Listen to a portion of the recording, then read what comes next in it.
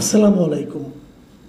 প্রিয় দর্শক, আপনারা জানেন আজকে সকাল থেকে সকল মিডিয়ায় আলোচিত বিষয় ছিল গোপালগঞ্জ। গোপালগঞ্জে আজকে কী হলো? গোপালগঞ্জের এনসিপির একটা পূর্ব ঘোষিত কর্মসূচি ছিল। সেই কর্মসূচির নাম হলো মার্চ টু গোপালগঞ্জ। তার মানে তারা গোপালগঞ্জের দিকে মার্চ করে যাবেন। এটা নিয়ে নানা ধরনের কথাবার্তা ছড়িয়েছে সোশ্যাল মিডিয়ায়, নানাভাবে মানুষকে উত্তেজিত করা হয়েছে এবং আমরা দেখেছি কোথাও কোথাও এরকম বলা হয়েছে যে সেখানে যে নাকি, আমি বিভিন্ন সোশ্যাল মিডিয়ায় কথা বলছি, যে অনেকে আমাকেও প্রশ্ন করেছে যে গোপালগঞ্জে যে কি তারা বঙ্গবন্ধুর মাজার ভেঙে দেবে। এ ধরনের প্রচারণা কিন্তু সোশ্যাল মিডিয়ায় ছিল। এগুলো কারা প্রচার করেছে? যারা প্রচার করেছে তারা কি আওয়ামী লীগকে ভালোবেসে প্রচার করেছে, অথবা তারা কি আওয়ামী লীগকে ঘৃণা করে এটা প্রচার করেছে? তারা কি এনসিপির পক্ষ হয়ে প্রচার করেছে, নাকি এনসিপিকে বিপাকে ফেলার জন্য প্রচার করেছে? তবে এটা ঠিক, গোপালগঞ্জের মানুষ যদি জানে যে সেখানে যে বঙ্গবন্ধুর মাজার ভেঙে দেওয়া হবে, ওনার কবর ভেঙে দেওয়া হবে, তাহলে গোপালগঞ্জের মানুষ সেন্টিমেন্টাল হবে, আবেগপ্রবণ হবে। এটা কিন্তু অস্বাভাবিক কিছু না। আমরা কিন্তু এই এনসিপির মধ্যে একটা জিনিস দেখেছি। দেখুন, 17 বছর ধরেন, 16 বছর ধরেন শেখ হাসিনা একটা স্বৈরাচারী শাসন এদেশে কায়েম করেছিল। কে করেছিল? শেখ হাসিনা করেছিল, অথবা শেখ হাসিনার নেতৃত্বাধীন আওয়ামী লীগ করেছিল। আপনি এই পর্যন্ত ধরেন, কোনো সমস্যা নাই। এই অপরাধের জন্য শেখ হাসিনা দেশ ছেড়ে পালিয়েছে। এই অপরাধকে বিবেচনা করে, এটাকে বিবেচনা করে বর্তমান সরকার আওয়ামী লীগের রাজনৈতিক কর্মকাণ্ড স্থগিত করেছে, নিষিদ্ধ করেছে দেশে। তো এটা যেটা তো হয়েছে, সরকার ঘোষণা করেছে, যদি এটা আইনগতভাবে হয়েছে কিনা, মানে আদালতের মাধ্যমে হয়নি, সরকার নির্বাহী আদেশে এই কাজটা করেছেন। সেই নির্বাহী আদেশে করাটা কতটা ভালো হয়েছে মন্দ হয়েছে সেটা অন্য বিতর্ক, কিন্তু তারা করেছে। কিন্তু এর মধ্যে বঙ্গবন্ধু শেখ মুজিবুর রহমান কোথায়, অথবা বঙ্গবন্ধু শেখ মুজিবুর রহমানের মাজার কোথায়? বাট সেগুলো কিন্তু হয়েছে, আমরা দেখেছি। বঙ্গবন্ধুর বিভিন্ন মুরাল ভাঙা হয়েছে সারা দেশে। সারা দেশ থেকে বঙ্গবন্ধু শেখ মুজিবের নামটাকে, ওনার বিভিন্ন চিহ্নকে নিশ্চিহ্ন করার একটা প্রবণতা কিন্তু আমরা এই সরকারের মধ্যেও দেখেছি এবং এনসিপির নেতাদের মধ্যেও দেখেছি। যে এনসিপির নেতারা আগে গলার রগ ফুলিয়ে আমার বঙ্গবন্ধু নামে বিতর্ক প্রতিযোগিতায় অংশ নিতেন, কথা বলতেন, পুরস্কার পাওয়ার চেষ্টা করতেন, তারা এখন বঙ্গবন্ধুকে পারলে মানে যাচ্ছে তাই হিসাবে তারা প্রমাণ করার চেষ্টা করেন। সেটা যেটাই হোক, এখন এইরকম একটা পরিস্থিতি আগেই ক্রিয়েট করে যখন এনসিপির লোকজন গোপালগঞ্জে যায় মিটিং করতে, তো সেখানে গণ্ডগোল হবে এটাই কিন্তু মানুষের সাধারণ একটা ধারণা। কারণ তারা যাওয়ার আগের থেকে আমাকে বিভিন্ন জন সকাল থেকে ফোন করছিলেন যে ওখানে কী হচ্ছে, গোপালগঞ্জে কী হচ্ছে। শেষ পর্যন্ত কী হয়েছে? শেষ পর্যন্ত গোপালগঞ্জে এনসিপি সেই সমাবেশকে কেন্দ্র করে সংঘর্ষ হয়েছে, হামলা হয়েছে, 3 জন লোক মারা গেছে। এই 3 জনের যতটুকু পরিচয় পাওয়া গেছে, একজনের নাম হলো দীপ্ত সাহা, তার বয়স 25, আরেকজনের নাম হলো রমজান কাজী, তার বয়স 18, আরেকজনের নাম হলো সোহেল মোল্লা, তার বয়স 41।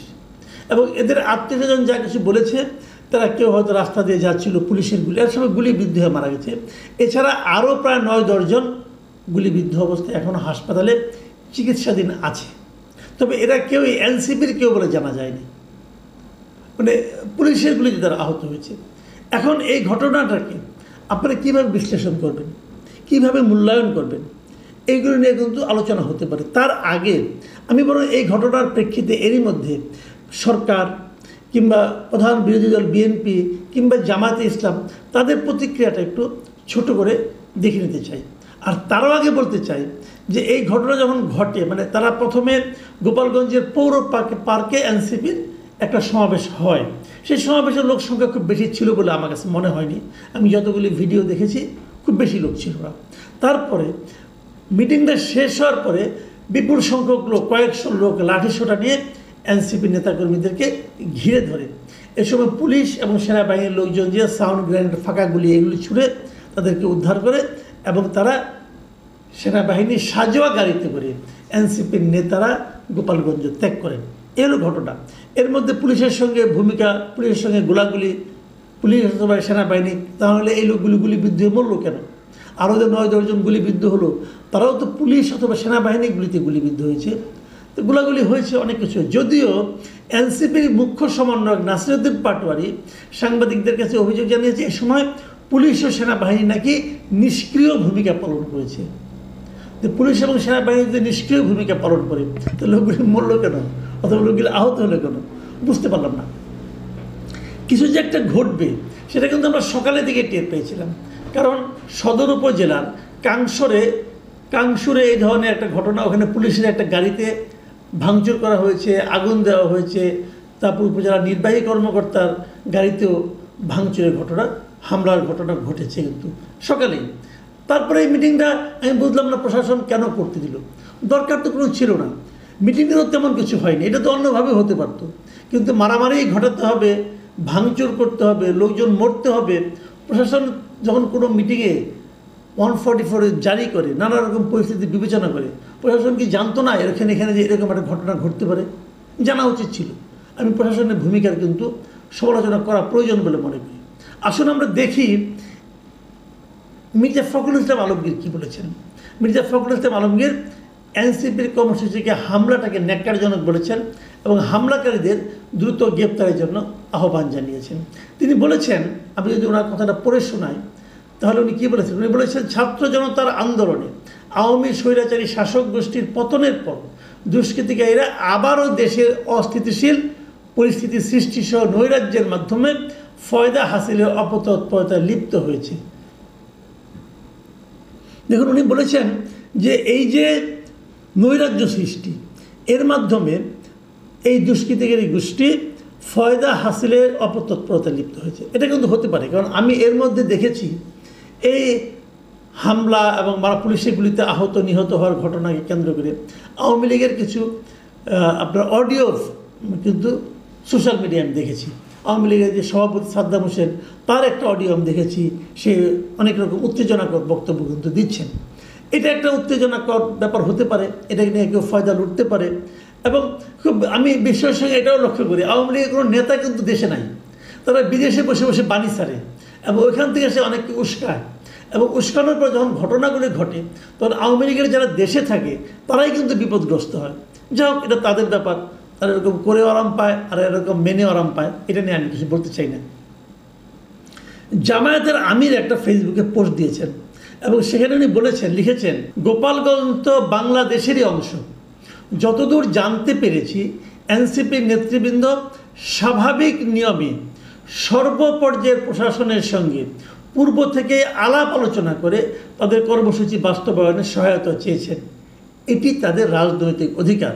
কিন্তু এখন যে অবস্থায় এসে দাঁড়িয়েছে, কার্যত মাঠে আইন শৃঙ্খলা রক্ষাকারী বাহিনীর কোনো উপস্থিতি লক্ষ্য করা যাচ্ছে না। অতি দ্রুত সরকারকে অবশ্যই প্রয়োজনীয় পদক্ষেপ গ্রহণ করতে হবে, অন্যথায় ইতিহাসের পূর্ণ দায় সরকারের উপরে বর্তাবে। এখানে সরকারকে কিন্তু দায়ী করা হচ্ছে এবং সরকার তারপরে কী করবে এটাও দেখার বিষয়। দেখুন, সরকারের ব্যবস্থা নিয়েছে, তারা আজকে বুধবার রাত 8টা থেকে সেখানে কারফিউ জারি করেছে গোপালগঞ্জে। এই কারফিউ চলবে আগামীকাল সন্ধ্যা 6টা পর্যন্ত।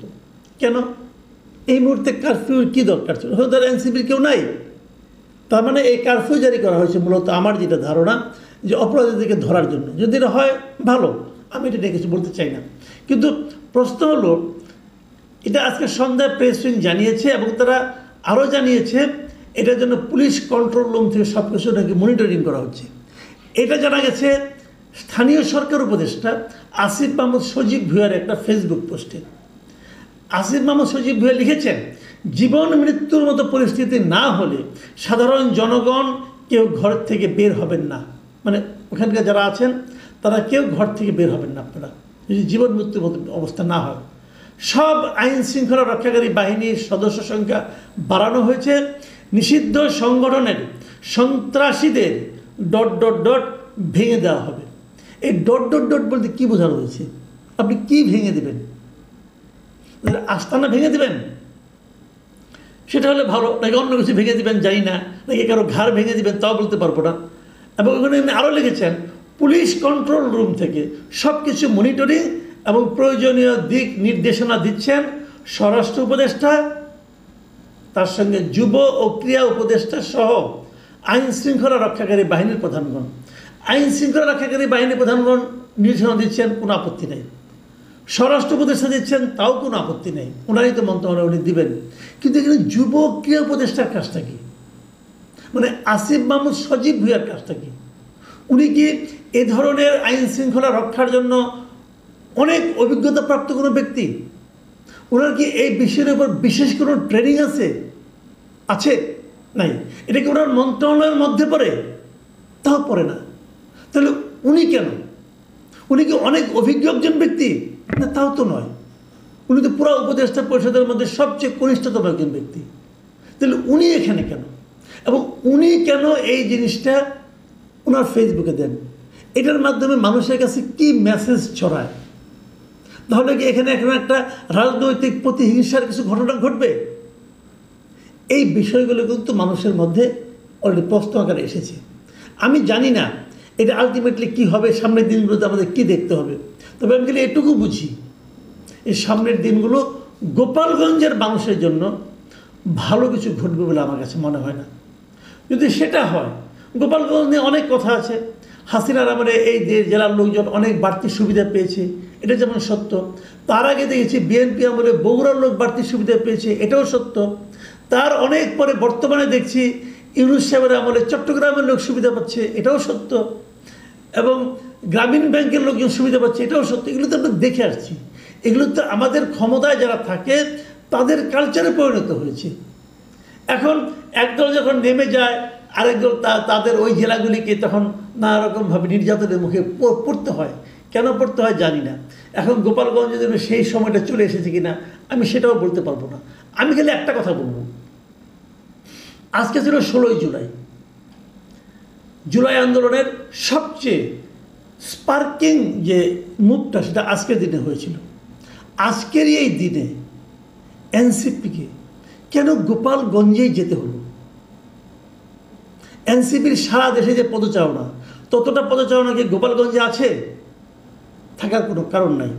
এনসিপি সারাদিন যেভাবে বঙ্গবন্ধুর নামে উল্টাপাল্টা কথাবার্তা বলেন, সেটা শোনার পর ওনারা কি আশা করেছিলেন যে গোপালগঞ্জের লোক তাদের ফুলের মালা নিয়ে তাদেরকে বরণ করবে? তাহলে গোপালগঞ্জেই কেন?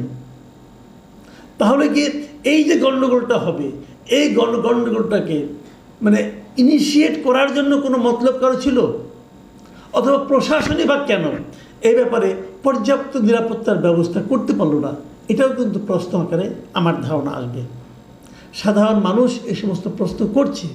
আপনি হয়তো বলবেন সাধারণ মানুষের প্রশ্নের উত্তর দেওয়া দরকার কি? দেব না, আপনি দেবেন না। কিন্তু মানুষের মনে প্রশ্নগুলি কিন্তু বিদ্যুৎ বেগে ছড়িয়ে যাবে এবং সারা দেশের মানুষের মধ্যে যদি এই ধরনের প্রশ্ন থাকে, সেটা সরকারের জন্য অথবা রাজনৈতিক দলগুলোর জন্য, যারা এই মুহূর্তে খুবই ক্ষমতাধর রাজনৈতিক দল, তাদের জন্য কিন্তু সুখকর কোনো ফল নিয়ে আসবে না। প্রিয় দর্শক, এখন এই পর্যন্তই। আল্লাহ হাফেজ।